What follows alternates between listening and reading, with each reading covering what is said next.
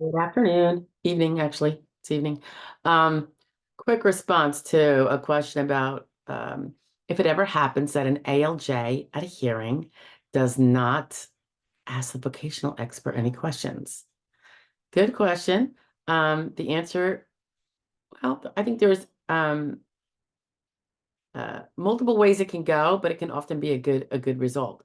So as just a refresher too, at the last part of a hearing, generally, the ALJ, after he's questioned the claimant about usually the two broad areas of past work, particularly if that isn't entirely clear from the submitted documents, and then the activities of daily living, the symptoms, how the claimant's ability to function day to day is impeded, so that those things can kind of be considered as to how they would affect the capacity to do work-related tasks.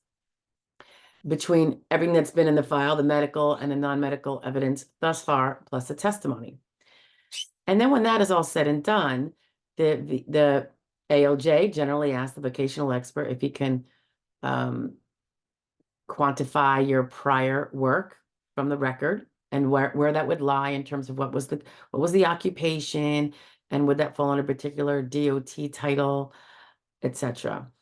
And then he generally asks the vocational expert a hypothetical, one or more hypotheticals, where he or she, the ALJ, devises a potential RFC, residual functional capacity.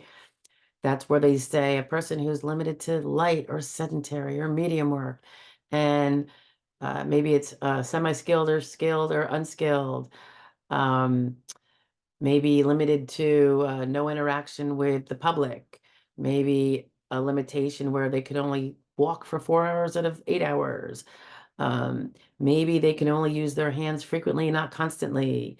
Whatever the ALJ is pulling from the record thus far in terms of what might be limitations. Doesn't mean he's married any of these, but they are potential considerations. So hypothetical one will go out, and the vocational expert generally would be asked if that hypothetical person could do the claimant's prior work that the vocational expert just described. Vocational expert gives an answer. The ALJ will, under certain conditions, then ask the vocational expert with regard to that hypothetical person, are there any other jobs, occupations that hypothetical person could perform? Yes or no. If it's yes, the vocational expert puts out usually 3 such occupations. And then the judge may give another hypothetical. And usually it goes downward in capacity. So if hypothetical 1 was, someone who could do medium work from an exertional standpoint, or light, maybe now it would go down to sedentary. Or if it was light before, go down to sedentary, depending on what the judge think might be the end result. So same idea. Are there any jobs that hypothetical person could do in the national or regional economies, et cetera, et cetera? And the vocational expert will say yay, nay. And if he says yay, he'll provide, usually it's 3. Okay. So the question is, what if the judge doesn't do that with the VE? What if he takes no testimony from the vocational expert? Now, in my experience, that has been because the judge didn't need to, because he found the person disabled under a listing. So when it's a listing, remember, it doesn't matter what your residual functional capacity is. Your listing level, you're disabled. So in that sense, it can be very, very good. And I think that's generally how it pans out most of the time. But I do think there could be other alternatives. And these would probably be more rare. Um,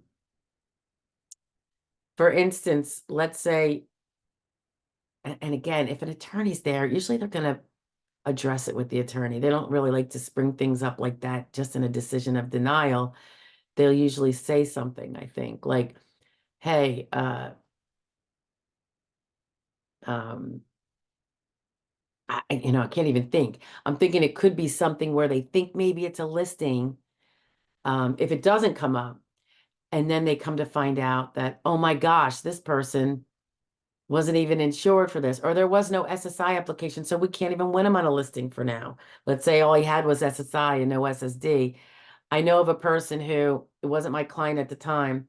He is now my client, but he was sure he had a slam dunk win, and his attorney did so too after the hearing, and the judge made it seem and sound that way, only to find out that he didn't have any SSD insured status. Remember that DLI, date last insured? I have a couple videos on. That date was a ship that had sailed years prior, and they didn't realize that he had never submitted an SSI application. Maybe started to, never finished it. And the only thing pending was an SSD application, but it turns out he wasn't insured during the relevant time period after he stopped working. So in that case, if they didn't ask the VE, and I don't know because I don't have a copy of the audio, I could see that being a really, really aberrational type of result where not asking a VE that's there any questions resulted in something bad. But by and large, I think, and I'd be interested to see if any, representatives out there have had a different result where the judge did not ask the VE who's sitting right there, usually on the phone though, if he doesn't ask him any questions, then he's not asking for an RFC. He's not asking for what jobs may exist. And I think it's very difficult, if not impossible, for a judge to find that jobs exist when he didn't ask a vocational expert, because a judge is not a vocational expert and he doesn't have that ability to do that, I would argue. So I've never seen a case lose when a judge decides he doesn't have to ask the vocational expert any questions. So it's a good sign. I never want to say 100% because, like I said, there could be some aberrational thing going on. But if the judge does not ask the vocational expert, hey, given this RFC, are there any jobs this hypothetical person could do? And so therefore he doesn't get job 1, 2, or 3.